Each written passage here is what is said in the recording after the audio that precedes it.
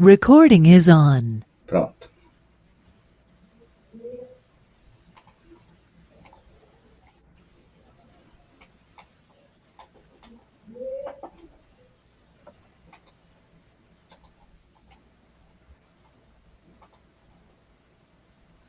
Chegou aí para todos? Chegou. Slide. Beleza. Então, queria também, reiterar aqui os agradecimentos, aos professores, pela disponibilidade, pela atenciosidade com o projeto, também os colegas que estão aí nos prestigiando essa manhã, muito obrigado. E, bom, essa pesquisa, ela se trata, da interação artística entre a música, as artes visuais e a poesia ao vivo, com enfoque nos processos de produção e de performance de obras que integram essas três formas de arte, não só de uma forma simultânea, mas também com o foco na geração de sentidos compartilhados entre essas formas de arte.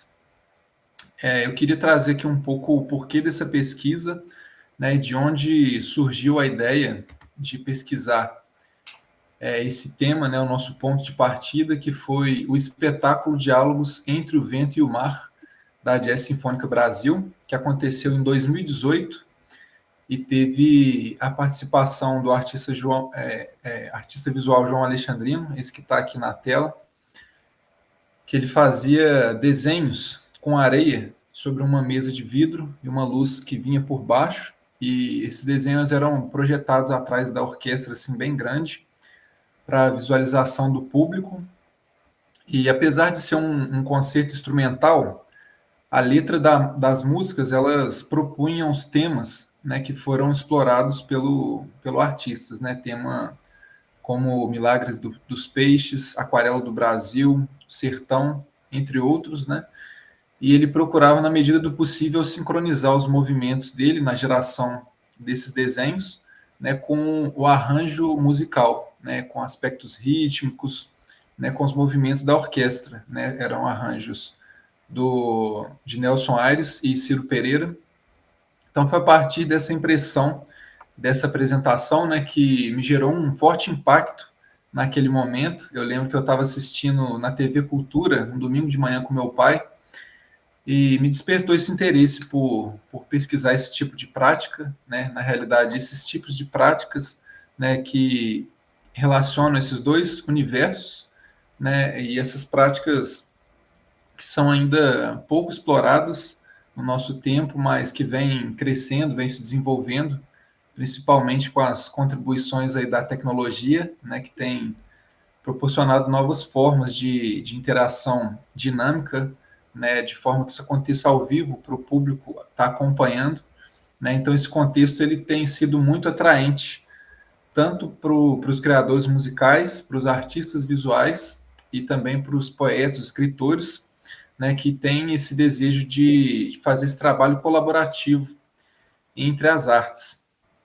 Então, é nesse ponto que eu considero também que a lacuna na área, pelo fato de ser ainda um tipo de prática pouco explorada, a gente observa isso nos registros de vídeo, pelo menos do YouTube, que não são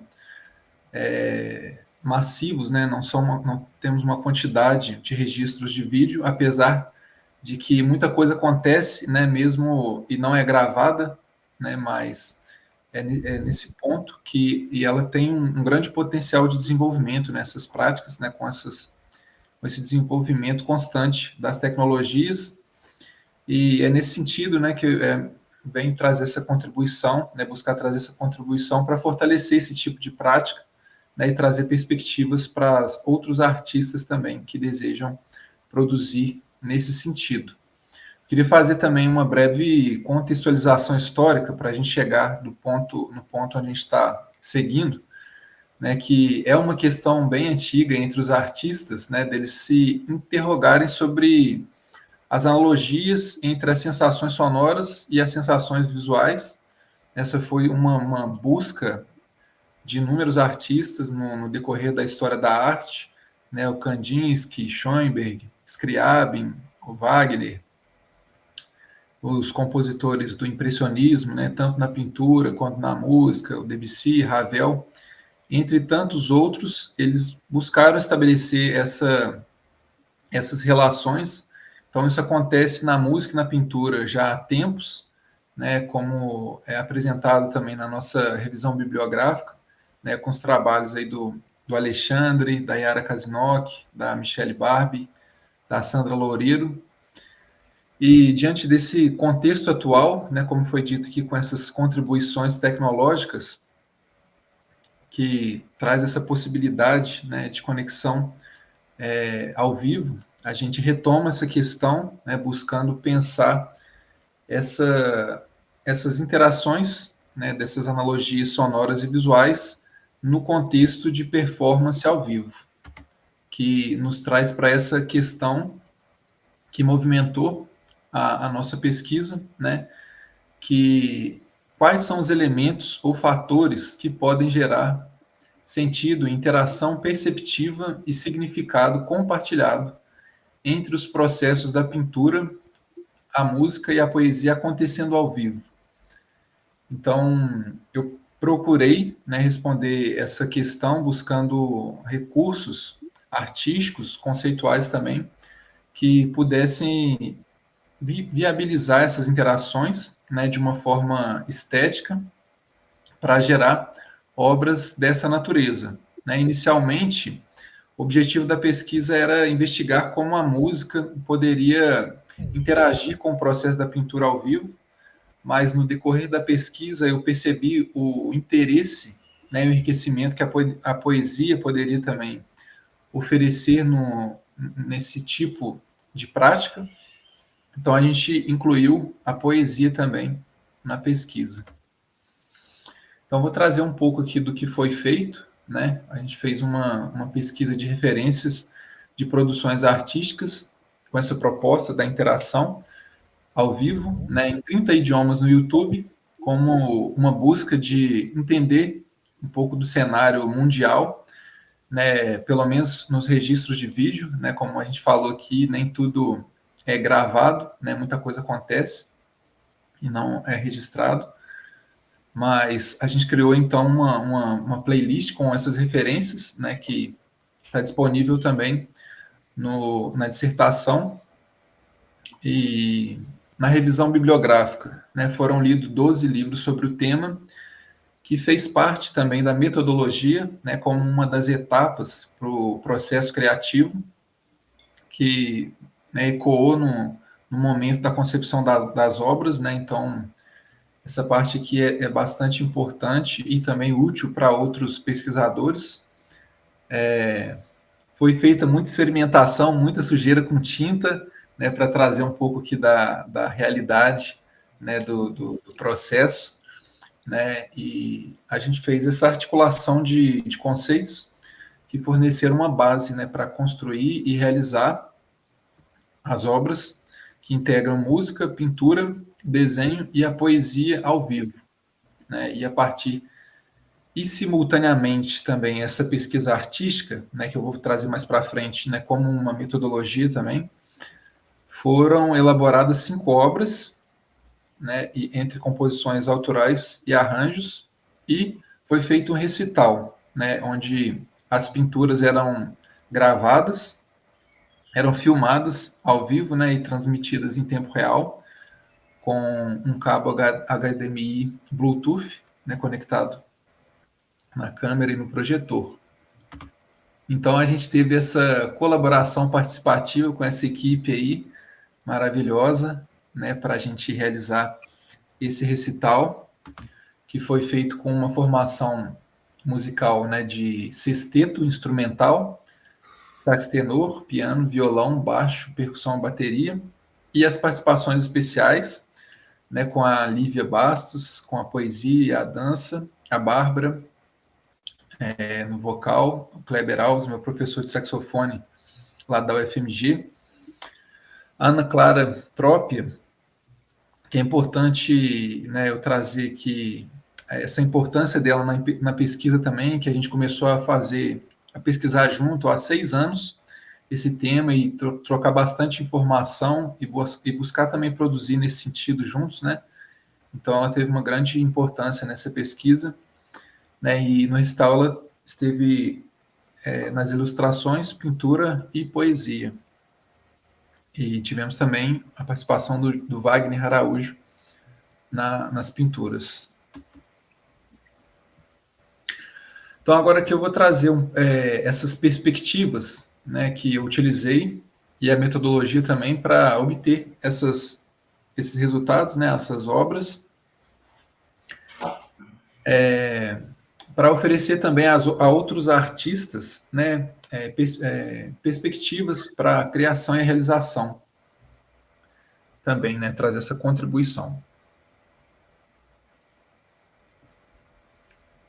Então, o primeiro deles, dessas perspectivas, foi o modo de interação entre a música, a pintura e a poesia, pela Sandra Loureiro de Freitas, que foi apresentado no livro A Linguagem Oculta da Arte Impressionista.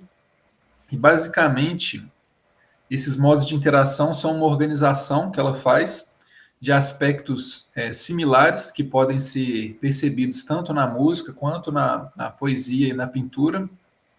É claro, de uma forma particular em cada uma delas, né?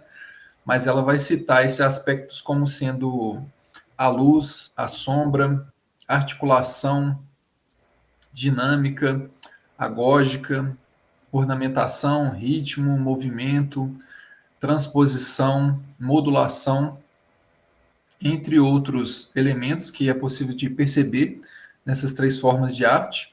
Então, ela vai organizar essa ideia estabelecendo 14 modos de interação, abordando essas percepções na apreciação entre as artes. Então, o que eu busquei foi trazer essa perspectiva dela para um contexto de performance ao vivo, né, onde a gente pudesse fazer essas interações de formas que elas fossem viáveis, né, claro, mas nem sempre aquilo que a gente imagina é viável. Então, as experimentações foram muito importantes para a gente entender o que era viável no nosso contexto, né, nas nossas condições, mas então que elas fossem viáveis, que elas fossem perceptíveis, né, que elas realmente pudessem ser percebidas, né, de estar acontecendo, e, sobretudo, que elas fossem expressivas, né, que elas tivessem esse sentido estético, principalmente. Então, esses modos eles foram um pouco melhor explicados na segunda obra, né, A Dádiva da Existência, com o Jan Steps, onde aplico ali algum desses modos, né, o modo de simultaneidade. Acho que se de repente puder fechar o áudio para a gente. Obrigado. O modo de simultaneidade, modo de articulação e modo de luz, que trata das relações entre luminosidade sonora e visual. No finalzinho, eu vou apresentar rapidamente um pequeno vídeo aqui, só para a gente, né, ilustrar esse recital. E, né, nesse sentido aí, essa perspectiva dos modos, né, de uma forma bem resumida aqui. Uma outra perspectiva que ela traz, que é esse pressuposto, nessa frase, que ela diz que todo texto pode ser visto ou pensado como uma partitura e pintura, toda pintura como texto e partitura, toda partitura como um texto e pintura. Essa frase, que ela tem uma característica assim, um tanto poética, né, mas ela trouxe um tipo de pensamento reflexivo que contribuiu para pensar, né, ter visões, né, e insights criativos aí, porque, né, como que eu posso pensar uma pintura como uma música, né? Como que eu posso pensar uma música instrumental como uma poesia, né, ou uma pintura? Então, ficar pensando sobre isso gerou essas visões, insights, né, que contribuíram no processo criativo de uma forma significativa. Ela traz também a perspectiva da tradução intersemiótica, né, que é a ideia de traduzir o sentido de uma linguagem, aqui no caso uma linguagem artística, para outra, né? Mesmo que ainda de uma forma um pouco abstrata, né? Trazer o espírito, por exemplo, de uma obra musical na criação de uma pintura, né? Mais ou menos essa ideia. A gente também teve essa perspectiva da intertextualidade, né? A etimologia da palavra, que é composta por inter, que quer dizer no interior de dois, mais textos, que quer dizer tecer, entrelaçar, sugerindo essa ideia de um entrelaçamento artístico entre essas três formas, né? E esse entrelaçamento ele vai se estabelecer aqui por meio de referências e analogias, né? Por exemplo, aqui nessa imagem, coloquei a foto aqui da Ana representando aqui a pintura, né? Por exemplo, nós temos aqui uma pintura com o tema de uma aurora boreal ou, né, flores. A gente vai procurar na poesia fazer uma referência a ao tema dessa pintura, né? E podemos usar também analogias dessa poesia, né, sobre esse tema com outros assuntos que se queira tratar também. Por sua vez, a música buscando refletir esse clima das ideias presentes na poesia e relacionar-se com os movimentos na geração da pintura também, estabelecendo aqui esse fluxo de inspiração mútua, né, entre as três formas de arte. Então, a gente traz essa perspectiva aqui também, que a gente usou da poesia como pintura mental, né, para eu trazer isso aqui de uma forma mais prática para vocês. É como se algum de vocês estivesse aí recitando um poema agora, e eu daqui estivesse na minha mente criando um cenário mental, né, com os elementos presentes nessa poesia, né, por exemplo, uma aurora boreal, um pássaro voando, folhas caindo, né, uma chuva, criando uma espécie de pintura feita de pensamentos, né, buscando criar uma conexão com o público, uma conexão maior com o público, né, teve poesias que a gente buscou também evocar memórias, né, pessoais, como uma forma também de conexão consigo, né, com as suas emoções, com a sua experiência interior, né, de forma que fosse uma experiência que dialogasse com todas essas dimensões, né, visual, sonora, emocional também de cada um. E essa perspectiva ela foi comunicada logo no início do recital também, né, para o público. E uma outra perspectiva que a gente traz aqui foi a comunicação não verbal, que naturalmente ela está presente nas comunicações humanas, né? Mas eu considero que nessa proposta das interações entre as artes, ela pode contribuir também de uma forma mais intencional, né? Nas expressões faciais, na movimentação corporal, nos gestos, né? Para intensificar o sentido da mensagem que quer ser transmitida, né? Isso é muito usado nas artes cênicas também, né? E, finalmente, aqui, o artigo, mais no âmbito da performance, né? Na construção da performance, o artigo Desvendando o Código do Talento, de Greg Goodward, onde ele apresenta algumas estratégias de aprendizado baseada em psicologia e ciência cognitiva e estudos de neuroimagem também, né? Algumas dessas estratégias são a interferência contextual, a prática deliberada, o estado de fluxo, o espaçamento, intercalamento. Então, essas estratégias, elas ajudaram, pelo menos me ajudaram muito, no processo de desenvolvimento da performance, né, no saxofone. Por isso eu achei bastante relevante de trazer também para a nossa dissertação, para enriquecer essa perspectiva. Então, trazer aqui um pouco da nossa metodologia, né, que a gente utilizou a pesquisa artística nas concepções do Henk Borgdorf e do Lopes-Kahn, né? A pesquisa artística ela tem como uma das suas características que a investigação, o processo de investigação, né, ele acontece simultaneamente à produção artística. Então, o nosso objeto de pesquisa, ao mesmo tempo, ele é investigado, ele também é um resultado, né, um resultado em que a gente aplica esses conhecimentos que foram adquiridos na investigação, né, de uma forma mais vívida do que um resultado mais puramente teórico poderia fazer, né? Então, essa proposta da pesquisa artística, ela sugere que o pesquisador ele organize, né, e evidencie os conhecimentos e as ferramentas, né, que foram utilizados no processo criativo. E foi isso que a gente fez nesse capítulo, né, apresentando aqui as fases do processo criativo do Grau Wallace, né? Vou trazer um pouquinho aqui, bem rapidamente.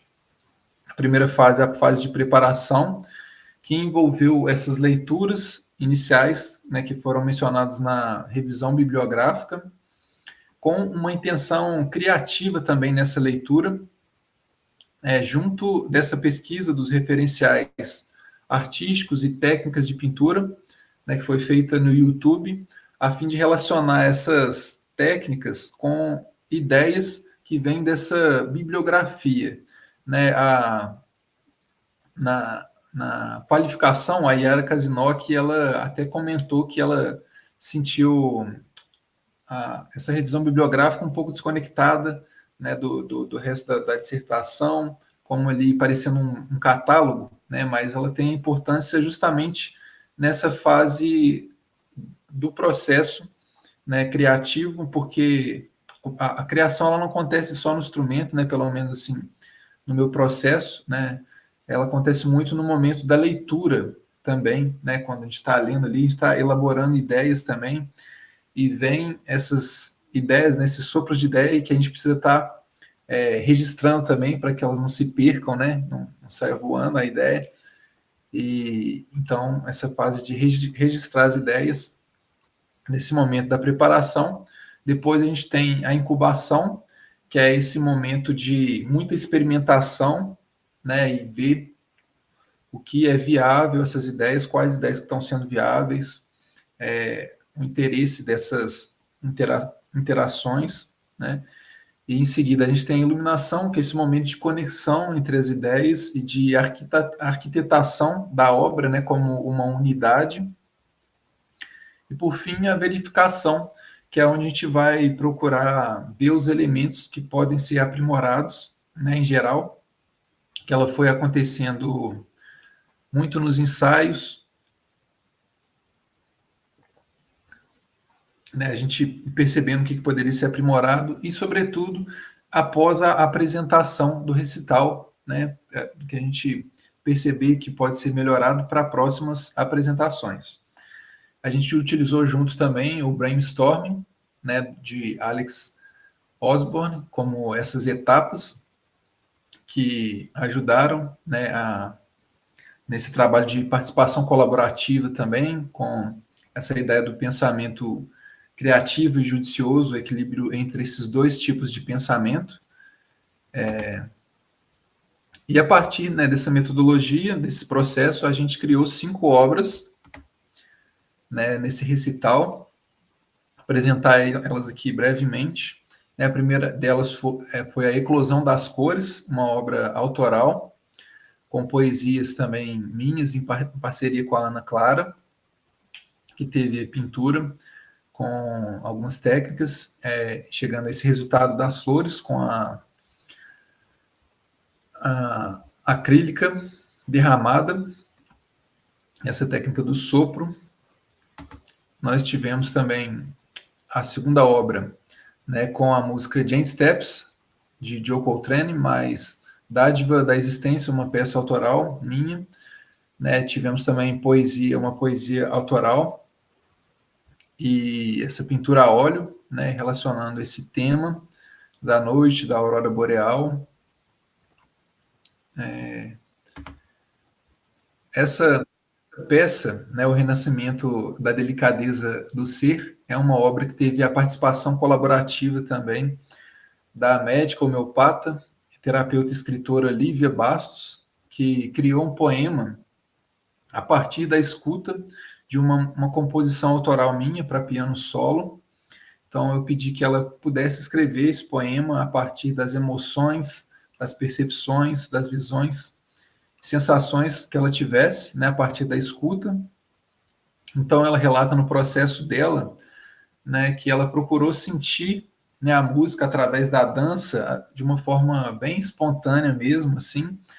Então, no momento da apresentação, ela, além de recitar o seu poema, ela traz a dança também como uma continuação expressiva do significado do seu poema, né, enriquecendo de uma forma muito especial a obra.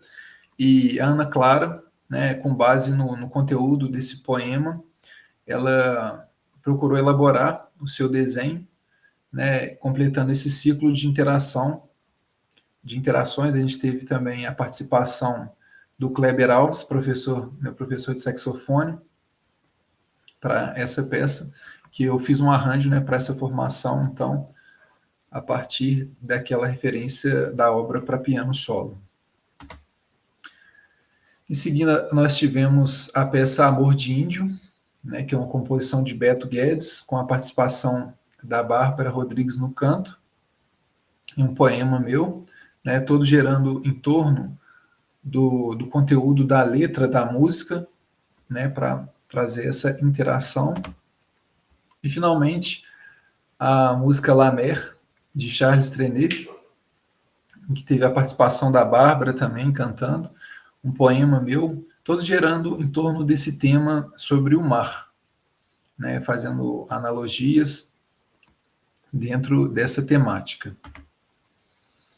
Então, para trazer um pouco algumas considerações finais, né, sobre alguns aspectos da performance, essas ideias, né, presentes na poesia, na pintura, elas serviram como uma fonte de inspiração, né, para uma interpretação musical particular, né, que pudesse refletir de uma forma harmônica essas ideias, imagens, emoções, né, apresentadas na pintura e na poesia.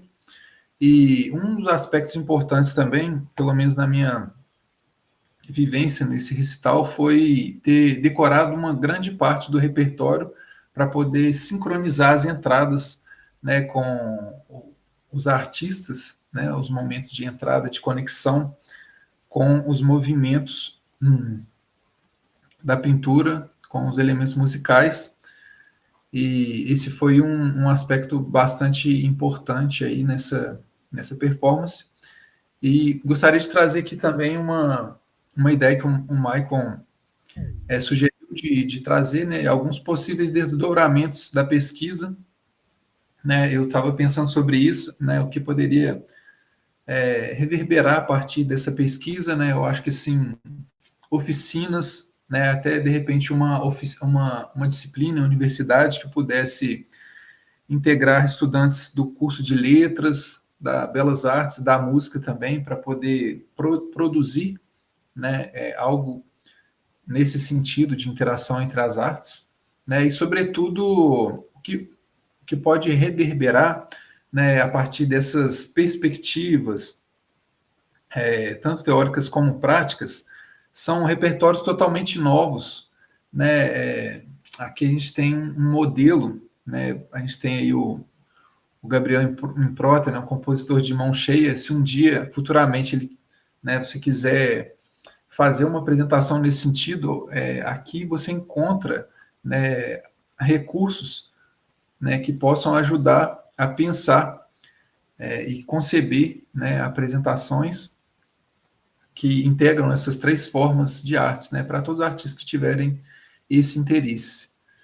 Então, eu gostaria de trazer aqui só alguma irregularidade que faltou corrigir no texto também, que a Yara Kazinock, ela citou que, em uma parte do texto, eu comentei que um ponto de maior interesse na pesquisa seria essa complementação do significado de cada arte, né, e não tendo como uma forma de tradução, né, mas em alguns momentos realmente a gente tem essa tentativa de tradução, né, que é a ideia da tradução intersemiótica. Então eu trago isso agora, assim, essa visão como uma forma, assim, complementativa, né? Todas essas perspectivas elas são utilizadas, né? Mas predominantemente no nosso trabalho a gente está usando essa interação mais por meio dessa complementação de sentido entre as artes, né? Mas claro que essa ideia da tradução ela também é usada, mas numa proporção um pouco menor no nosso trabalho. Mas é uma perspectiva super interessante. E, finalmente, eu gostaria de colocar um pequeno pedacinho aqui que retrata um pouco dos modos de luz, né, da obra Dádiva da Existência, só para a gente ilustrar um pouco aqui a pesquisa. Deixa eu tentar dar um play nesse vídeo aqui. Deixa eu ver aqui. Um minutinho. Isso, vamos lá.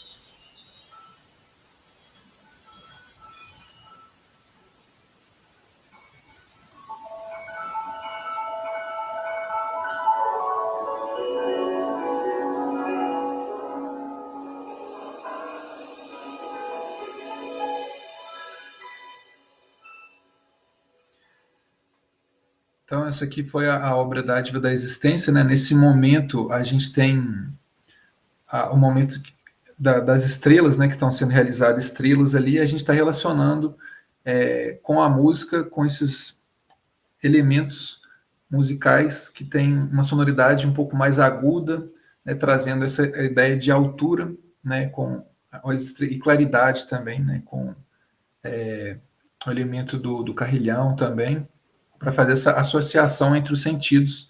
Né? Essa foi uma pequena parte aqui trazendo um pouco dessa interação, só para ilustrar. Né? Então, finalizo aqui a minha apresentação. Ótimo, obrigado, Lucas. Então, só para o compartilhamento da sua tela, por favor. Sim, vamos lá. Pronto, obrigado. Então, agora vamos passar para as considerações e comentários da arguição da banca. Por favor, professor Alexandre Freitas.